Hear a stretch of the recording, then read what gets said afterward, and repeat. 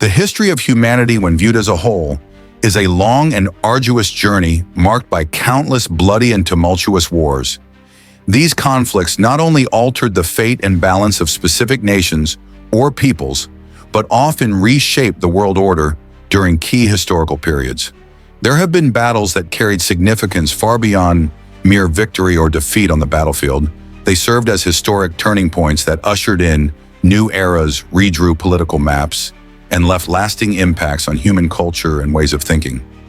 From the vast plains of ancient Greece, the arid deserts of the Middle East, to the brutal battlefields of Europe and Asia, human history has witnessed innumerable clashes with profound influence. The outcomes of these battles did more than determine winners and losers. They helped shape the modern world we live in today. In today's video, adapted from 3 outstanding articles on the theme 10, Battles That Change Human History, we will explore those pivotal, fate-defining moments. Join the author Thaddeus as he takes us through 10 battles he considers turning points in the flow of history. Additionally, within this video, he will also mention several other notable conflicts that, while not as influential as those in the top 10, still stand as important milestones in humanity's development. If you've grasped the core idea of the video, then right after the opening music, we will dive into the main content.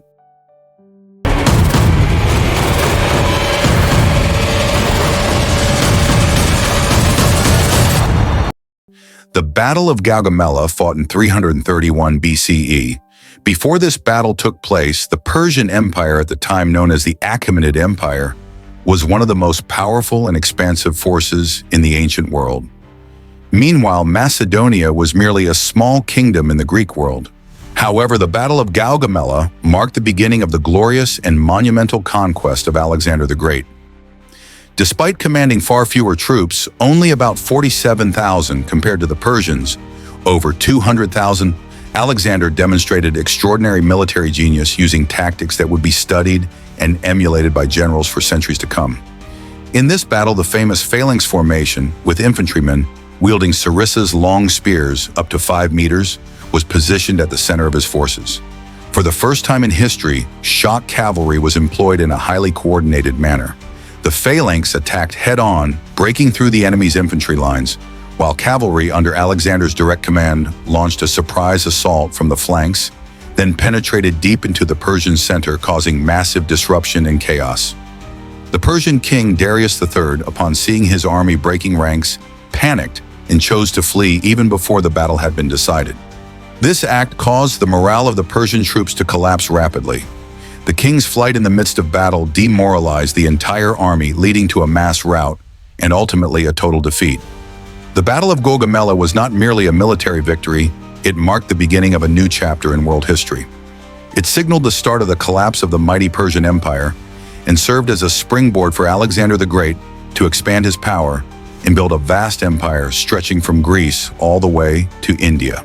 The Macedonian warriors, armed with their long sarissas and supported by formidable cavalry, became symbols of ancient warfare, symbols of seemingly invincible conquests.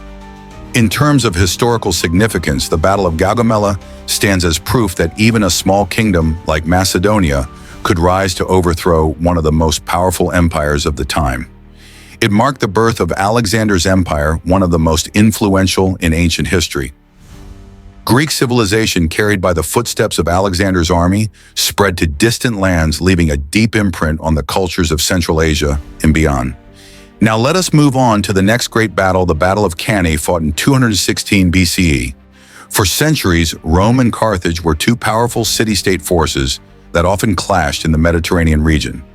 During the Second Punic War, considered the most brutal and large-scale conflict between the two empires, a legendary clash took place between two brilliant generals, Hannibal of Carthage and Publius Cornelius Scipio of Rome. Hannibal, famously dubbed the Nightmare of Rome, made global headlines with his resounding victory at Cannae, a battle that became legend and was forever etched into the pages of history. However, Hannibal's opponent, Scipio Africanus, also known as Scipio, was likewise one of Rome's greatest generals. He had successfully defeated the Carthaginian forces on the Iberian Peninsula, paving the way for a direct assault on the enemy's capital. The Battle of Zama was seen as a crucial turning point, one that would determine the fate of both powers. The victor would gain control over the entire Mediterranean, while the loser would fade from the stage of history. Hannibal chose the plains of Zama as the battlefield, believing it would give him the upper hand, with his cavalry and powerful war elephants, an advantage that had once spread terror throughout Rome. However, Scipio was no ordinary commander. He had carefully studied Hannibal's tactics, especially the way the Carthaginians used war elephants to initiate battle. As a result, he trained the Roman troops to adopt formations that would minimize casualties from the fierce elephant charges. Moreover, Scipio held a trump card: the Numidian mercenary cavalry fighters who had once served Carthage itself. These light cavalrymen were renowned for their deadly javelin-throwing skills and exceptional battlefield mobility. The outcome of the Battle of Zama was determined by two critical forces: the Numidian cavalry and the war elephants. While Hannibal's elephants became chaotic, some even trampling their own troops due to being agitated, Carthage's cavalry was overwhelmed by the well-coordinated power of the combined Roman and Numidian cavalry. With both flanks exposed, the Carthaginian formation was quickly encircled and destroyed. Hannibal, the man who had once struck fear throughout Italy, was now forced to accept defeat, and glory belonged to Scipio and the Roman Empire. The Second Punic War ended with a sweeping Roman victory. Historically, this marked the permanent end of Carthage's ability to compete with Rome on equal footing, signaling the beginning of its eventual collapse. From this point forward, Rome gradually asserted absolute dominance over the Western Mediterranean, ushering in an unstoppable period of expansion for the mighty Roman Empire. And in less than 2 centuries, Rome would rise to become the undisputed ruler of the entire region. Next, we come to the Battle of Chalons, fought in the year 451, one of the greatest and most brutal clashes between two forces, the Western Roman Empire and the Huns led by Attila.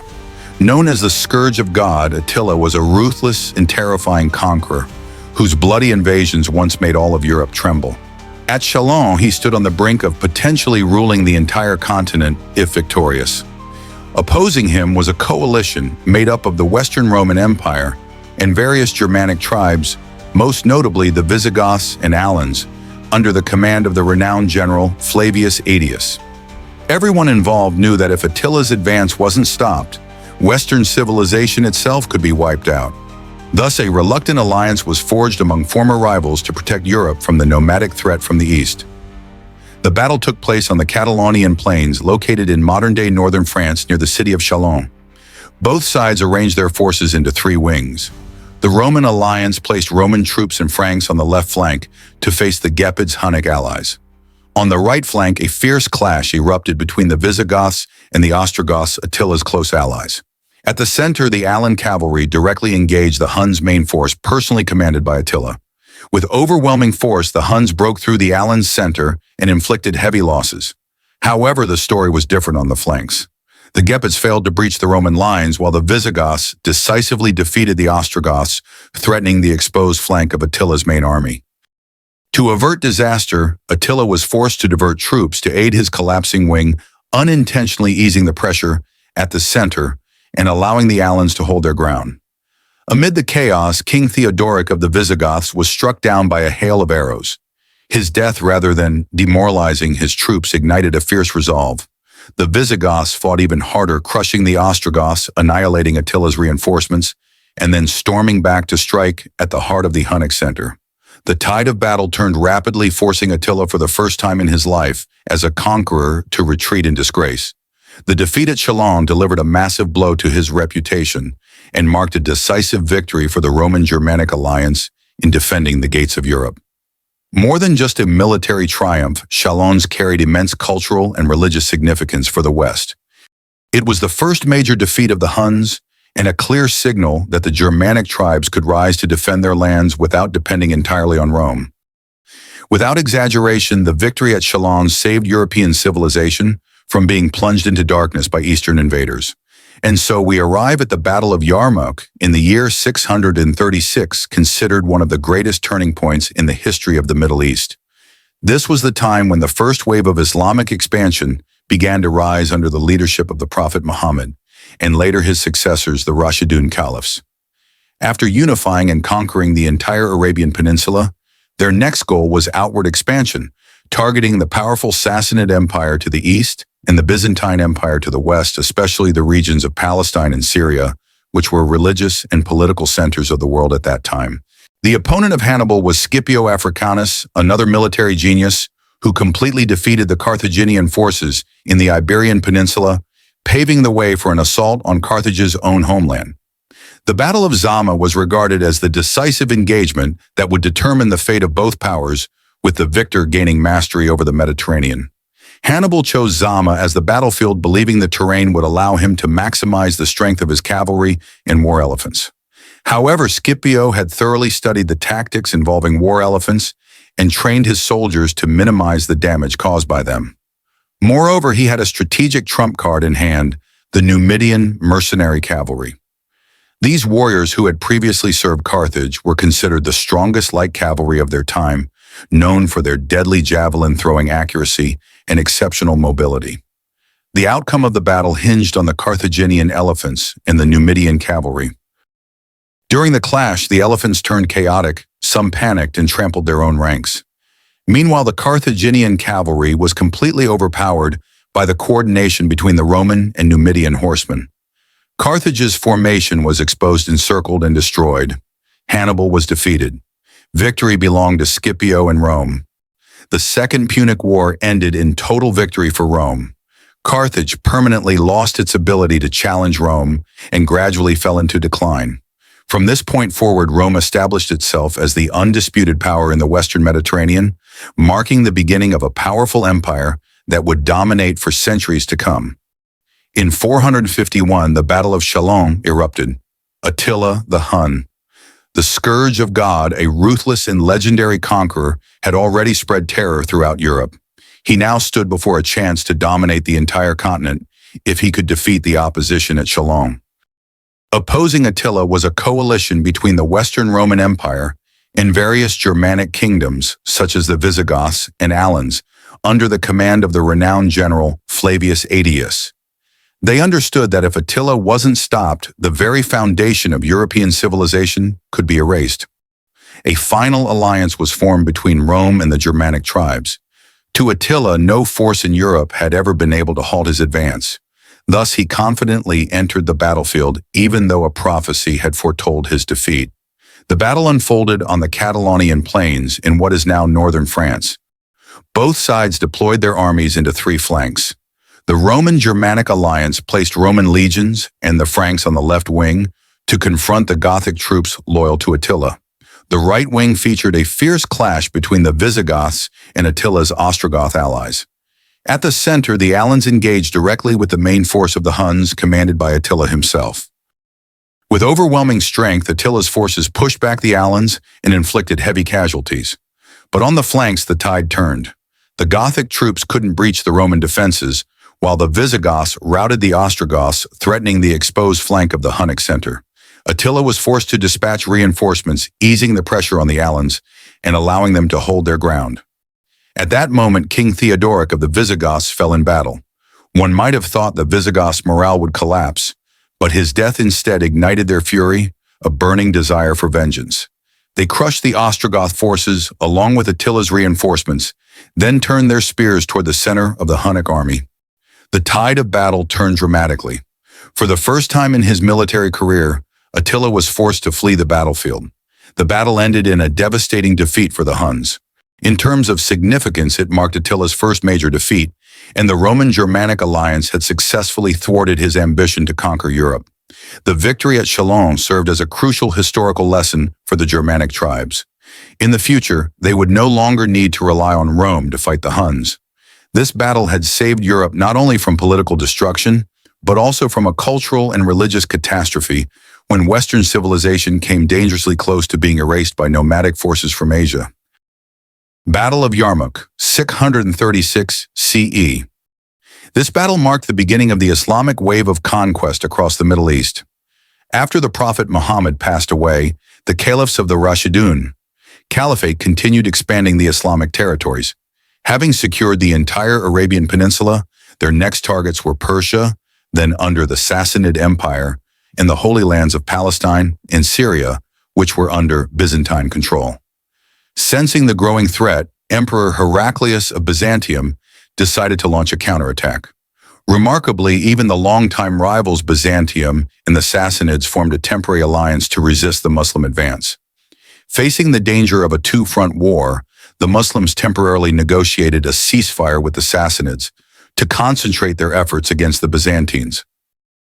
In the summer of 636, both armies gathered in the desert plains of Yarmouk, a flat terrain ideal for cavalry warfare. It became one of the most iconic battles showcasing the art of cavalry tactics in military history. The Byzantines, with a superior force of 80,000 to 100,000 troops according to traditional sources, confronted around 40,000 Muslim warriors, led by the famed general Khalid ibn al-Walid. For several days, the Byzantine army under General Vahan launched repeated attacks but failed to break the Muslims' firm defensive lines. Each time they were pushed back, the Muslims counterattacked with fast-moving cavalry units, targeting the Byzantine flanks, forcing them to retreat. The Muslim cavalry, lightly armed and highly mobile, had far greater maneuverability than their opponents. After 4 days of grueling clashes, both sides paused hostilities on the 5th day. On the 6th day, the Muslim forces launched a surprise full-scale offensive. They concentrated their entire cavalry force on a single flank, while the Byzantines, unaware of the maneuver, maintained their old formation. As the infantry of both sides engaged, the Muslim cavalry suddenly struck the left flank of the Byzantines, throwing their ranks into chaos and causing a massive rout. Seizing the opportunity, the entire Muslim army surged forward. The Byzantines fled into a narrow gorge, only to fall into an ambush laid the previous day by smaller Muslim units. As a result, the Muslims achieved a decisive and overwhelming victory. They suffered minimal losses, while the Byzantine army was nearly annihilated, losing up to half its force. The Battle of Yarmouk marked a turning point defeat for the Byzantine Empire as Palestine, including Jerusalem, fell into Muslim hands, ushering in an era of long-lasting Islamic dominance in the region. Following the victory at Yarmouk, Islamic expansion accelerated rapidly. By 642, the Muslims had conquered Egypt, and by 651, the Sassanid Empire was completely destroyed. Islam spread from North Africa all the way to India, becoming a formidable threat to the Byzantine Empire, and even posed a serious danger to Constantinople itself. The Battle of Tours in 732, almost a century after Yarmouk, marked the moment when Islam had become not only a religion, but also a powerful political force on the world stage. The rise of Islam became a direct threat to the existence of Christianity. In the 8th century, under the Umayyad Caliphate, Muslims began their invasions into Europe.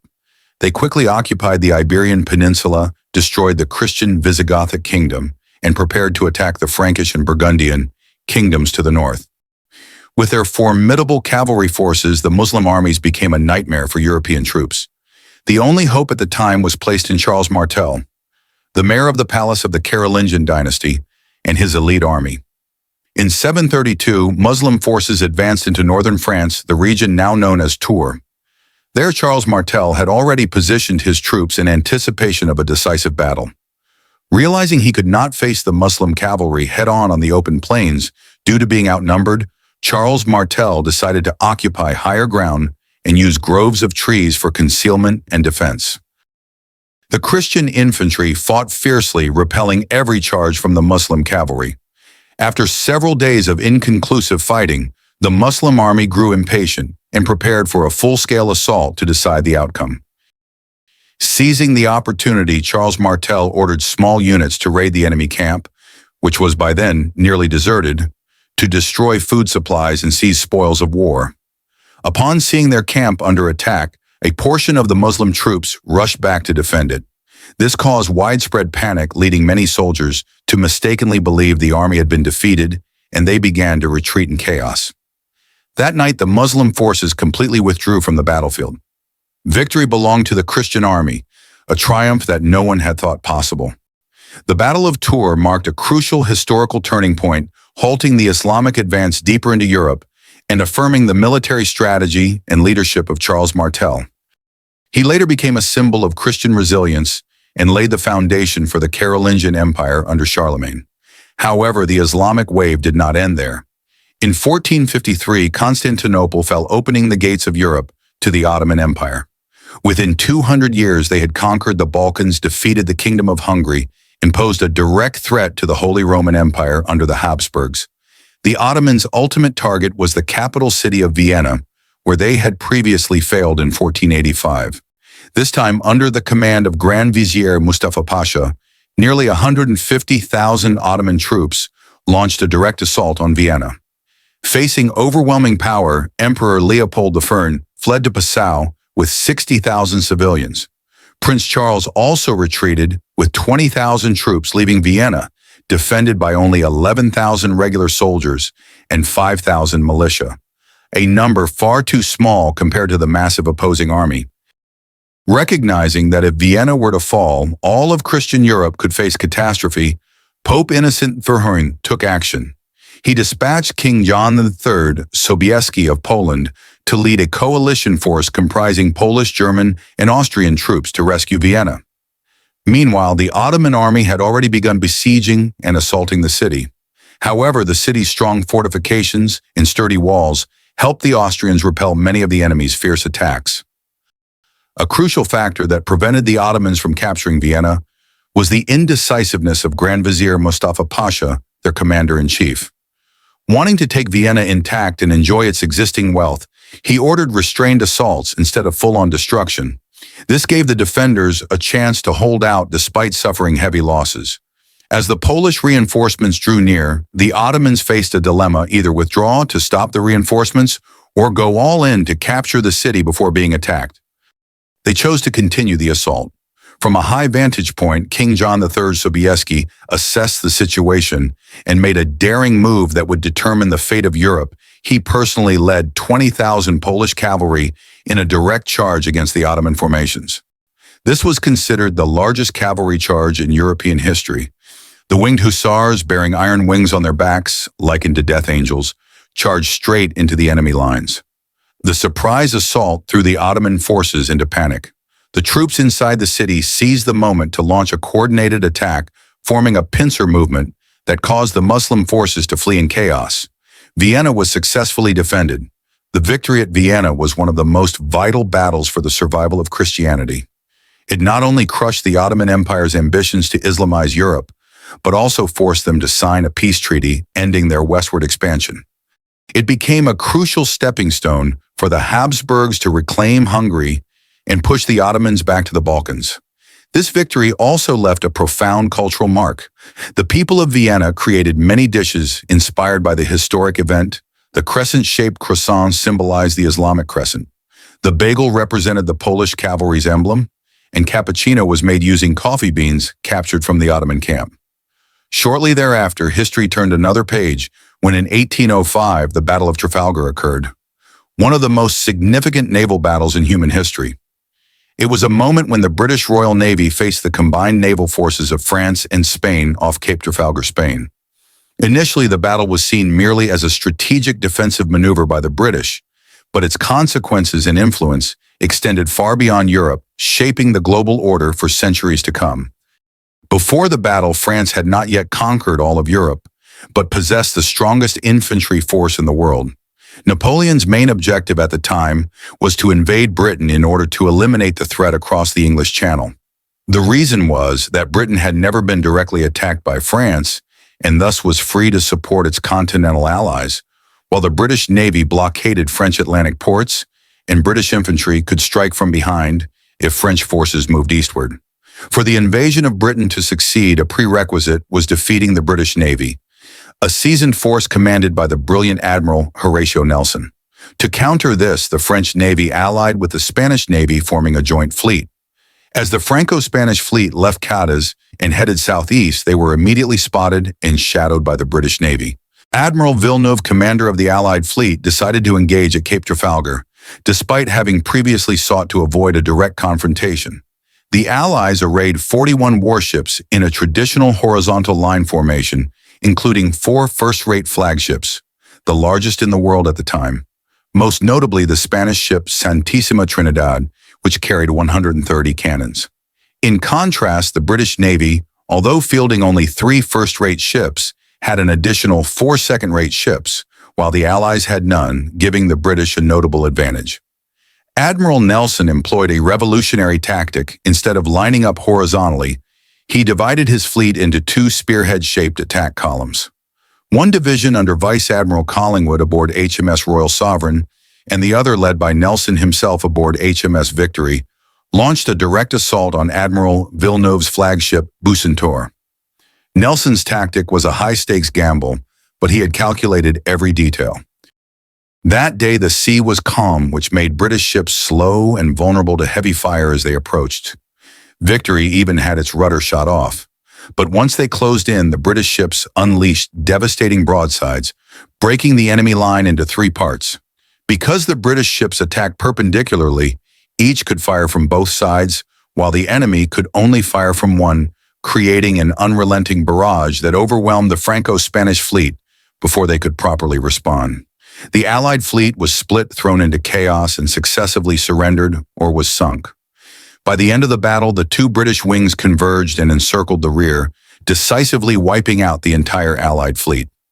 Despite the glorious victory, the British suffered a heavy loss when Admiral Nelson was mortally wounded and passed away. Before closing his eyes for the last time, he left behind an immortal line: "Thank God I've done my duty." In just 5 hours of combat, the British achieved a complete victory, capturing or sinking 21 enemy ships without losing a single one.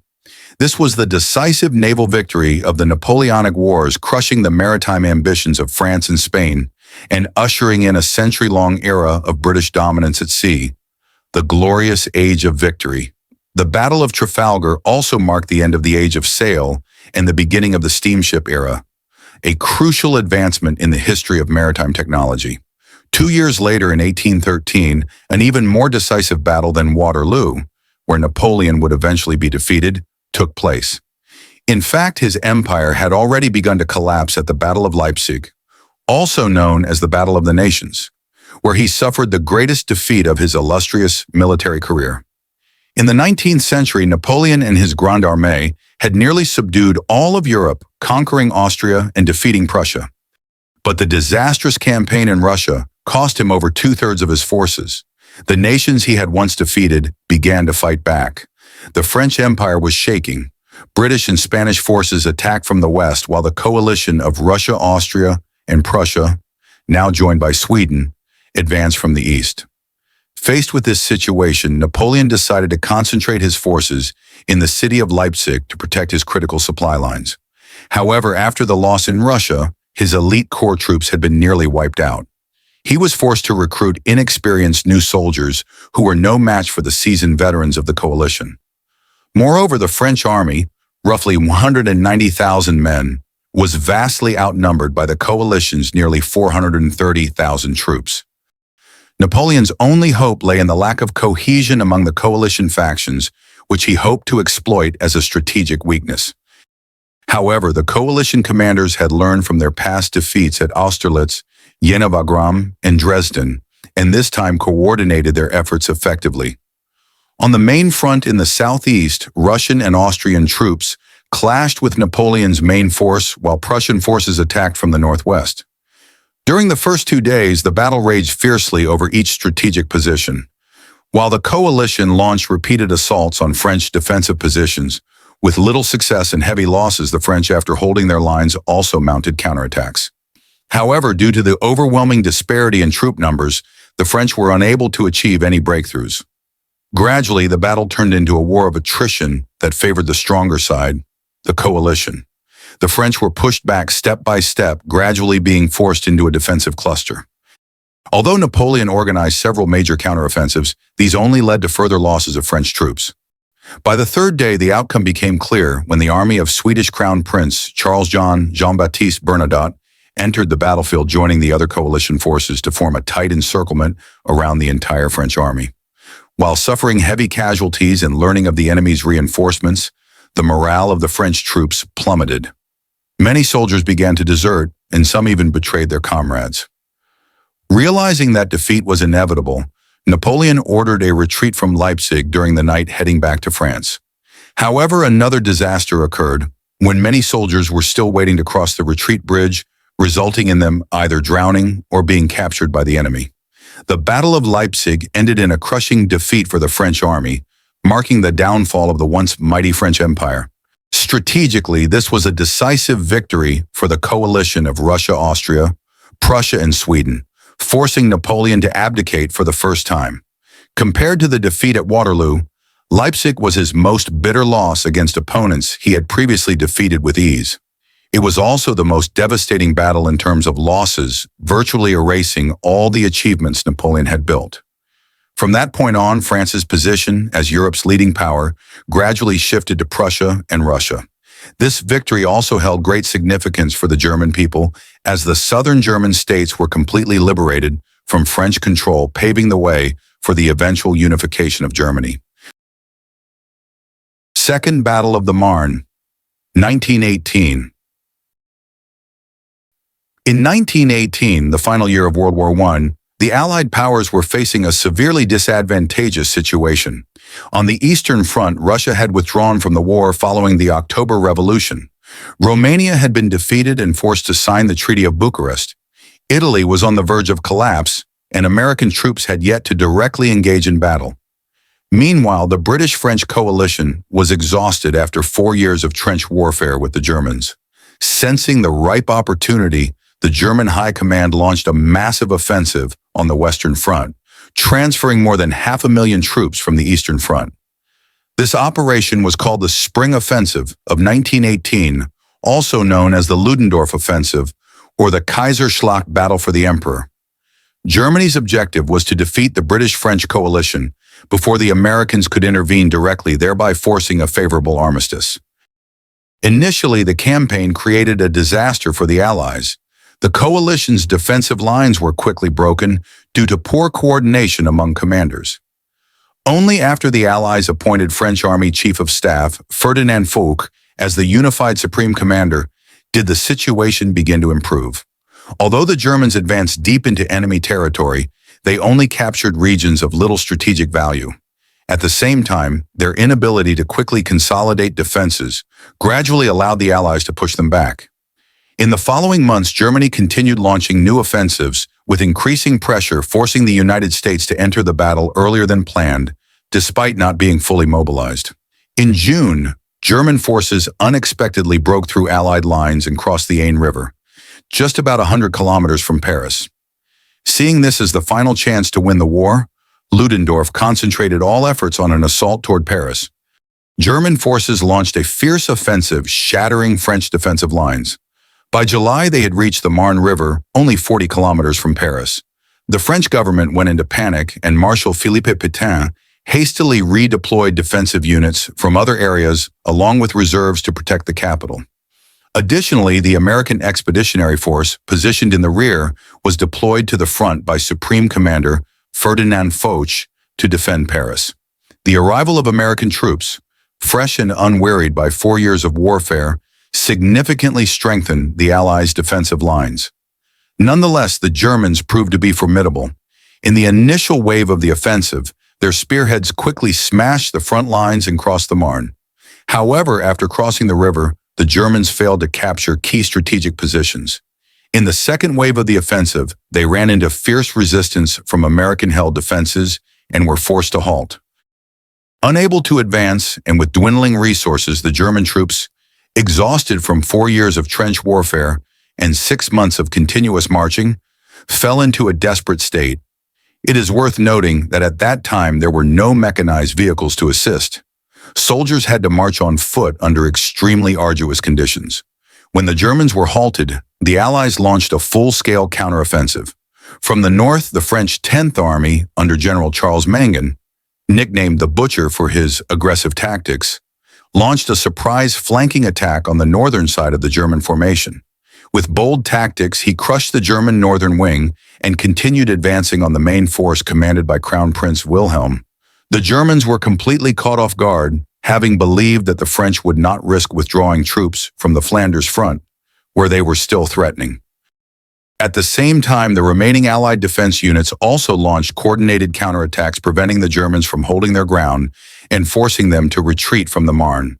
Though they tried to reorganize, the morale and stamina of German soldiers had completely collapsed, making any counteroffensive impossible. When the Germans fell back to the Vesle River, the campaign was completely lost. This defeat was likened by the French to the Battle of Leipzig during Napoleon's time. A comparison that was ironic yet deeply bitter. The Second Battle of the Marne held strategic significance, no less than Leipzig, and also marked the inevitable collapse of the German Second Empire, much like Napoleon's empire in the past. From this point onward, the German army was completely broken.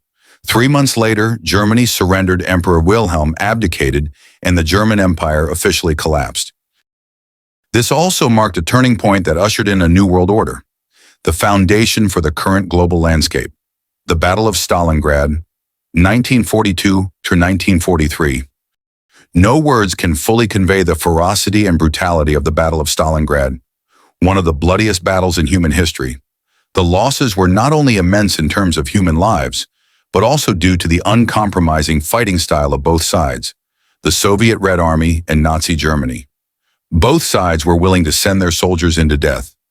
After defeating the French on the Western Front, the German army turned eastward, preparing to confront their age-old enemy, the Soviet Union. In 1941, Nazi Germany launched Operation Barbarossa, initiating a full-scale attack along the western border of the Soviet Union. Initially, the Red Army fell into catastrophe. The Germans crushed defensive lines and destroyed large portions of Soviet forces. By the end of 1941, German forces had approached the Soviet capital, Moscow. In this moment of life and death, the harsh winter became Russia's ally, just as it had been during Napoleon's campaign more than a century earlier. Taking advantage of the freezing weather, Soviet reserve forces and Siberian units, led by General Georgy Zhukov, repelled the Germans and saved the capital. It was here that Germany's blitzkrieg strategy failed for the first time. Nonetheless, the hope of defeating the Soviet Union had not faded. In 1942, the Germans regrouped and concentrated their forces to push southward, aiming to seize the Caucasus region, home to vital Soviet oil fields and supply lines. Along this advance, Stalingrad was declared by the Nazis as a key objective that had to be captured at all costs. This city was not only a major industrial hub in southern Soviet territory, but also a critical transit point between the Caucasus and the north. Capturing it would allow the Germans to sever supply lines to the entire northern Soviet front. Another key reason was the city's name, Stalingrad. Its destruction would serve as a symbolic blow to the authority and image of Supreme Leader Joseph Stalin. Despite fierce resistance from the Red Army, the Germans reached the outskirts of the city by late July 1942. The German Luftwaffe initiated the assault on the city with a series of intense air raids. Within just a few days, one of the Soviet Union's most advanced industrial cities was heavily devastated under relentless bombing. High-rise buildings and grand architectural structures were reduced to rubble. The Soviet Air Force was overwhelmed, allowing German air raids to face little resistance, inflicting heavy losses on both civilians and the Soviet military. The supply route from the eastern bank across the Volga River to the western bank where the fighting was taking place was relentlessly shelled by German artillery. Most of the cargo boats crossing the river were destroyed, leaving supplies, reinforcements, and soldiers stranded on both sides of the river. After the air raids, the Germans believed they had broken the Red Army's will to fight and began sending infantry into the city. However, contrary to their expectations, they encountered fierce resistance from Soviet defensive units. It was not only the Red Army's tenacity that posed problems for the Germans. Their limited firepower in close quarters also made urban combat extremely difficult. The German military was renowned for its mobility and well-coordinated combined arms tactics, involving artillery, air force, and infantry. But in the narrow confines of a city, the cramped streets and buildings forced them to advance cautiously and limit their firepower to avoid friendly fire. Recognizing this, the Red Army employed close-quarters tactics to nullify the Germans' firepower advantage, strictly following the order of not one step back. However, to hold the German advance, the Soviets paid a heavy price with tens of thousands of casualties among both soldiers and civilians, far exceeding German losses. The Soviet Union continually deployed reinforcements from the north, accepting massive losses to transport troops and supplies across the river in order to defend the city. The situation reached a stalemate. The Germans could not advance further, while the Red Army had suffered too many losses to counterattack. Germany's plan to capture the city before winter failed. After 3 months of intense fighting in 1942, German forces pushed deep to the banks of the Volga, splitting the Soviet forces in two and capturing 90% of the city. However, the brutal winter set in, severely hindering the German offensive. The Germans were unable to launch further assaults to eliminate the remaining Soviet strongholds. One reason was the diversion of Luftwaffe forces to the North African front. Another was the growing exhaustion among German troops after 3 months of relentless combat. As the Germans became bogged down, the Red Army launched a counteroffensive. Ironically, by occupying the city and splitting the Soviet forces, the Germans had trapped themselves in the urban battlefield. Most of the main German force was now stuck in the city, while their rear was defended only by weak Axis allies, Italy, Romania, and Hungary, whose combat capabilities were poor. In November 1942, amid the freezing winter, 7 Soviet armies simultaneously executed a pincer movement from the northwest and southeast.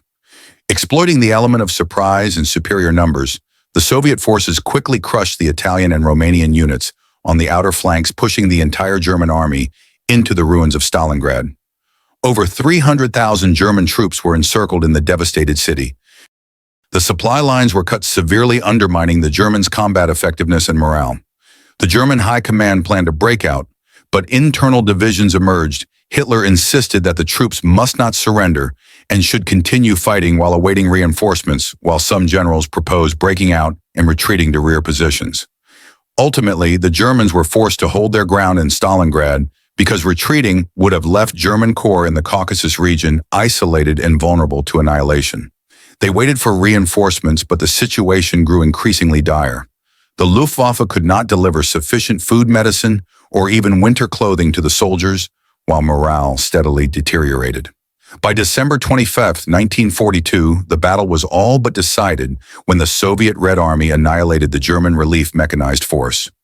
All German hopes of breaking the encirclement were completely crushed. At this point, Hitler and the German High Command had realized that the battle was over. However, Hitler still ordered General Paulus, the German commander in Stalingrad, to absolutely not surrender, aiming to buy time for southern German corps to retreat. Part of the reason was also to preserve Hitler's image of unyielding German willpower. By the end of January 1943, the situation for the German army had become desperate. The Red Army had captured the last remaining airfield, dashing any hope of evacuation. In this hopeless scenario, Paulus decided to surrender to save the lives of his soldiers. All German troops and their allied forces surrendered shortly thereafter. After more than 8 months of fierce fighting, the bloodiest battle in human history ended with a turning point victory for the Soviet Union in World War II. Despite the victory, the battle caused enormous losses. More than 1 million people, including soldiers and civilians, were killed or wounded. Tens of thousands of military vehicles and equipment were destroyed. The industrial city of Stalingrad was nearly leveled. On the other side, nearly 1 million troops, mostly Germans, Italians, Romanians, Hungarians, and Croatians, were either killed or taken prisoner. In terms of significance, this was a decisive and pivotal victory on the Eastern Front and in the entire Second World War. The Soviet Union shifted from defense to a full-scale offensive against the Germans, paving the way for the decisive Battle of Kursk that would shape the fate of Europe. The victory was also partly due to the weather. The harsh winter saved the Soviet Union from catastrophe, just as it had during the war with Napoleon in the Battle of Moscow. The Battle of Stalingrad became a springboard for communism and the Soviet Union to stand firm, crush fascism, and forever alter the course of world history. It remains one of the 10 most significant battles in human history. Beyond these 10 major battles, let's join Did You Know in the next section, called Honorable Mention, featuring other famous battles throughout history. The Battle of Salamis in 480 BCE was the first major naval battle in human history defending Western civilization. It was a conflict between the Persian Empire's Achaemenid navy and the allied Greek city-states led by Athens. The overwhelming Persian fleet hoped to crush the Greek navy in the narrow straits of Salamis and then coordinate with their land forces to conquer all of Greece. However, the Greeks took advantage of the narrow waterways to neutralize the Persians' numerical superiority, similar to the earlier Battle of Thermopylae. Unlike Thermopylae this time, the Persians were surrounded by the Greeks. The result was a total defeat for the Persian navy. From then on, Greek naval forces dominated the seas, forcing the Persian army to retreat. Strategically, the Battle of Salamis exemplified military brilliance, exploiting terrain and tactics to achieve victory against overwhelming odds. This battle also stopped the Persian Empire's invasion of the Greek city-states, and a few years later, the Greeks would drive out the Persians completely in the Battle of Plataea. The Greek victory safeguarded Western civilization from Eastern conquest. The Battle of Cannae in 216 BCE remains one of history's most celebrated military maneuvers. It was a classic confrontation between the Carthaginian army, led by the legendary general Hannibal, and the Roman army at Cannae in southern Italy. The Carthaginians crossed the Alps into Roman territory, defeating Roman forces at Trebia and Lake Trasimene, closing in on Rome. The Romans amassed a massive force to stop Hannibal's advance. At Cannae, they deployed nearly 90,000 infantry, more than double the 40,000 Carthaginians. However, Hannibal held the key advantage cavalry. More than 8,000 cavalry under his command performed a miraculous feat by defeating the larger Roman army through a pincer movement and encirclement tactic that would be studied for millennia. The Carthaginian cavalry tore through the Roman army, turning the battle into a massacre. The Roman army was nearly annihilated, leaving no force strong enough to stop Hannibal in Italy. Militarily, it was a resounding victory for Carthage. Hannibal's encirclement tactic became a timeless military lesson, earning him an eternal place in the pantheon of great military leaders. However, despite no opposition left in the field, Hannibal was unable to completely destroy Rome or take the city. Eventually, the Carthaginian civilization itself would be destroyed by Rome. The Battle of Fay River in 383 CE, which defended Han civilization, was one of the most lopsided battles in human history. On one side stood the small Eastern Jin army of just 80,000 soldiers facing nearly 1 million troops from the former Qin state. Had the small Jin army failed to stop the invaders, Chinese history might have taken a completely different path.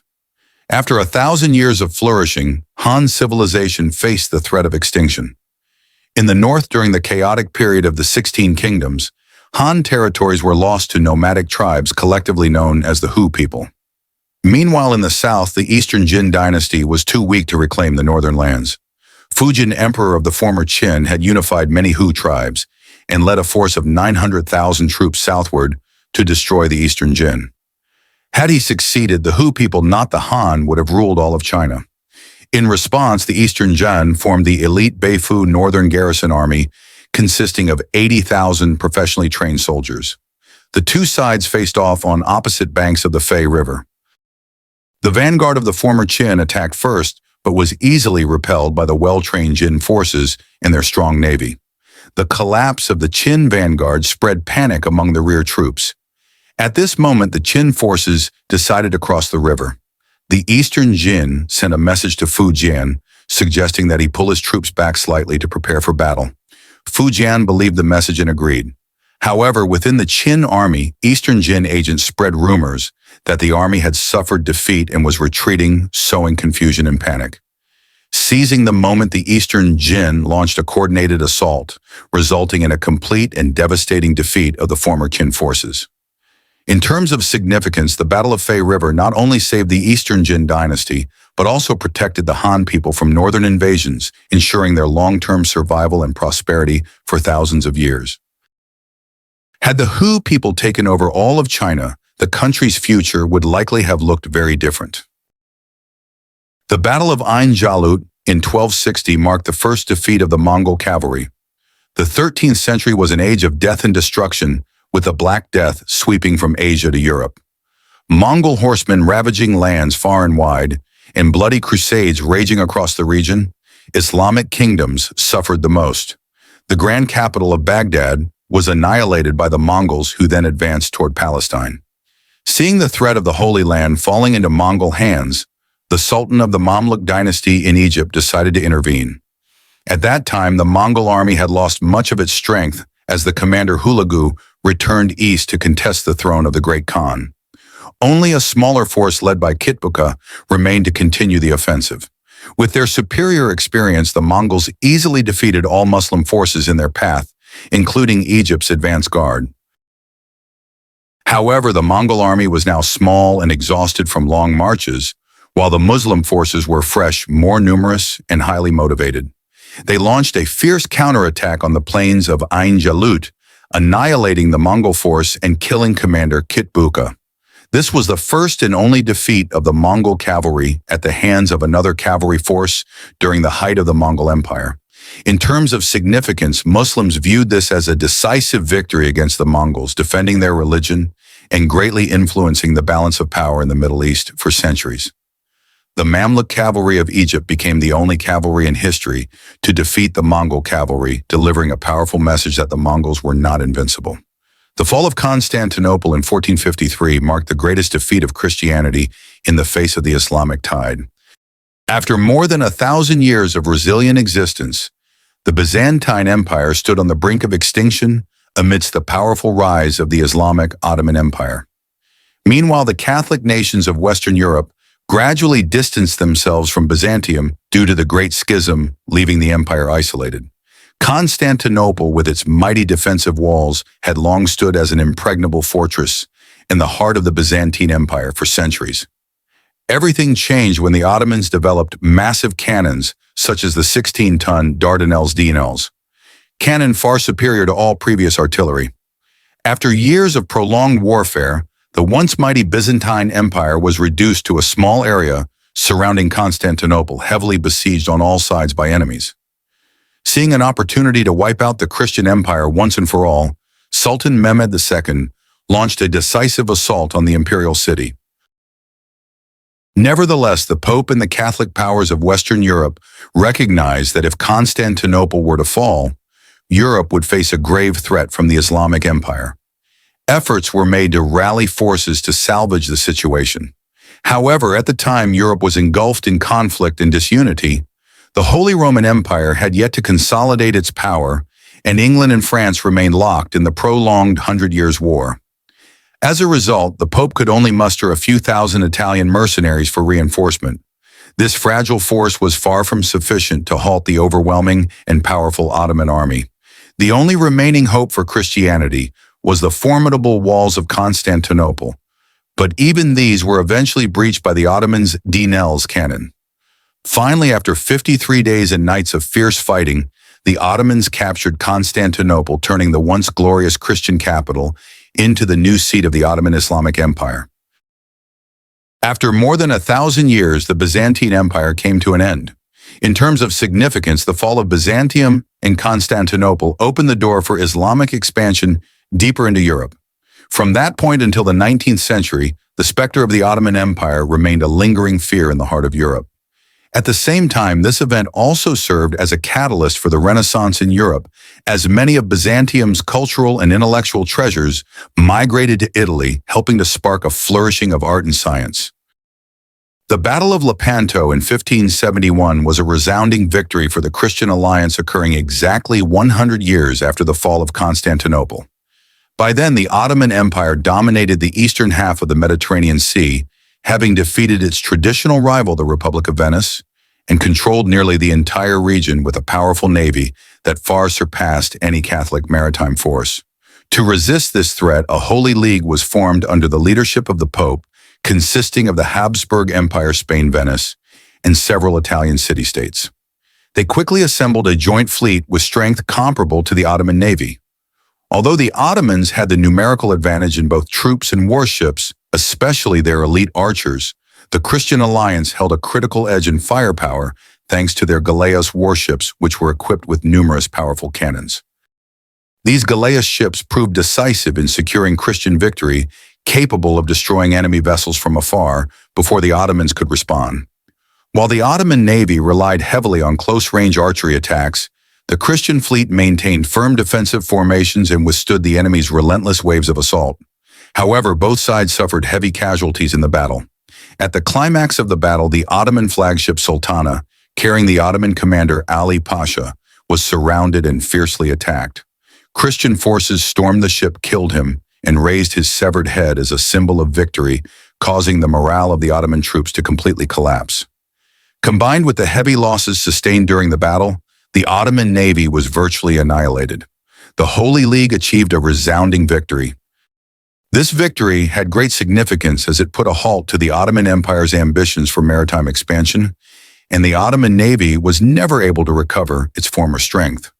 While ships could be rebuilt, the loss of experienced personnel was irreplaceable. However, despite the naval triumph, the Christian nations were unable to gain any territorial advantage on land as the Ottoman army remained extremely powerful. The battle also marked the end of the era of Gallia-style sailing ships and ushered in a new age of cannon-equipped warships, the gunboat era. Turning to the 18th century, the Battle of Saratoga in 1777 is considered the battle that gave birth to the United States. This century witnessed the emergence of a nation whose future influence would reshape the world, the United States of America. To achieve independence, the American colonists had to fight against the world's most powerful military at the time, the British Empire. After the American colonists rose up in 1775, the British government decided to send in massive reinforcements from the empire to suppress the rebellion. At first, with superior numbers and equipment, the British forces repeatedly defeated the fledgling colonial army. However, the Americans soon shifted to guerrilla tactics, avoiding direct confrontation, which caused the British heavy losses in small, drawn-out skirmishes. Facing a critical situation, the British planned an offensive into the Saratoga region of New York, aiming to divide the colonial forces and crush the resistance. The Battle of Saratoga turned into a disaster for the British. Despite initial victories, they suffered significant casualties and were gradually surrounded by an increasingly large American force. After more than 2 weeks of fierce fighting, the British troops were encircled, cut off from communication, and exhausted, eventually forcing them to surrender. This was the first time in history that a professional British Imperial Army was compelled to surrender to a colonial force composed largely of farmers. In terms of significance, the Battle of Saratoga was the most important turning point of the Revolutionary War. It paved the way for American independence and the founding of the United States. From this point forward, the American forces gained greater recognition, and with the direct intervention of the French, the British were pushed onto the defensive, ultimately leading to their surrender and withdrawal from the colonies. The battle is seen as the catalyst for the final victory that gave birth to modern America, a nation that would go on to profoundly reshape the global order. The Battle of Midway in 1942 is regarded as a turning point victory made possible by the boldness and decisiveness of the U.S. military. While the Battle of Stalingrad is often considered the most pivotal battle on the European front in World War II, Midway can be said to be the defining turning point in the Pacific theater. At the end of 1941, the Japanese Navy launched a surprise attack on Pearl Harbor, crippling a large portion of the U.S. Pacific Fleet. This event brought the United States fully into the global conflict. In the period leading up to the Battle of Midway, the Japanese Navy held overwhelming dominance over the waters of the Pacific Rim. However, their ambitions did not stop there. They sought to expand control over this vast maritime region by completely destroying the U.S. fleet stationed at Midway Island. The Japanese planned to turn Midway into a strategic trap, intending to lure the American aircraft carriers in and then annihilate the entire opposing force. Yet they did not anticipate that the very trap they set would become their own grave. In June 1942, the Japanese Navy began its assault on the Midway base. However, thanks to crucial intelligence gathered beforehand, the U.S. Navy was fully aware of the enemy's plan and prepared to counter it.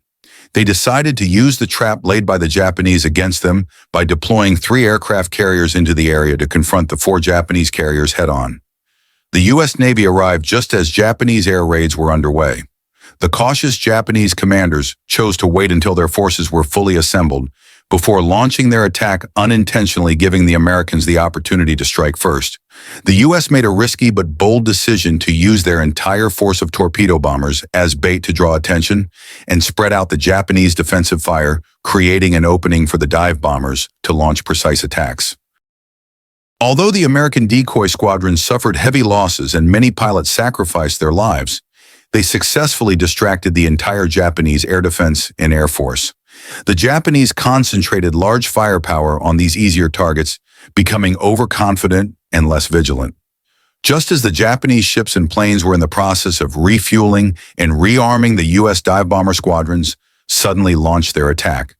The surprise appearance of the American forces caught the Japanese off guard, and with their weapons and equipment still being replenished, they suffered devastating losses. The attack was extremely successful. All 3 of Japan's main aircraft carriers were hit by bombs and quickly sunk. The remaining carrier attempted to resist but managed only to inflict serious damage on 1 American carrier before it too was destroyed and sank. The battle ended with a spectacular victory for the U.S., Navy marking a crucial turning point in the Pacific theater of World War II. The Japanese Navy lost its 4 strongest aircraft carriers and never regained its former naval power. Conversely, this victory propelled the U.S. Navy to become one of the world's most powerful naval forces, breaking Japan's dominance over the Pacific waters. Thus, we have reviewed a series of battles that changed the course of human history. If you enjoy articles like this, please log in to Did You Know for more content. I am Van, thank you, and see you in the next videos.